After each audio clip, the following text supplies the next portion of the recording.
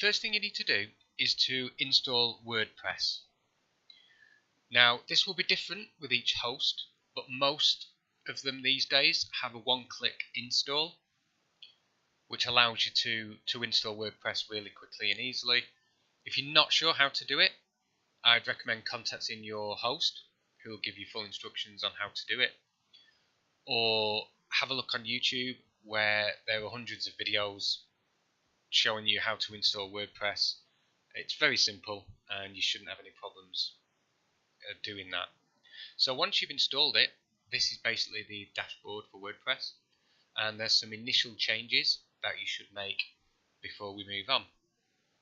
So this is a brand new example site, and it's completely new out the box. So the first thing we need to do is, if we click on posts, and WordPress by default will give us a default post, so we can trash that post because we don't need it.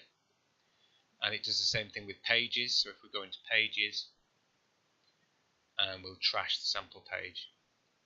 So the next couple of things we need to do, if we go into settings and reading, just need to make sure that this checkbox is not checked. It shouldn't be by default, but sometimes it can be, so just make sure that's unchecked. The next thing, if we click on discussion, and we don't want anyone to comment on our posts, so we'll uncheck that, and I generally uncheck those as well because I don't want the system sending emails to the address. So we'll scroll down, click Save Changes,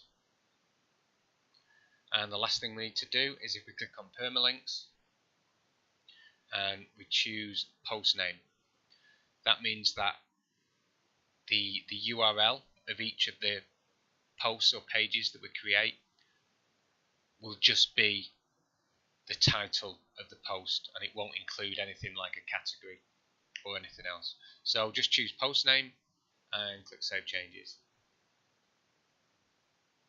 So that's all we need to do for the initial settings with WordPress.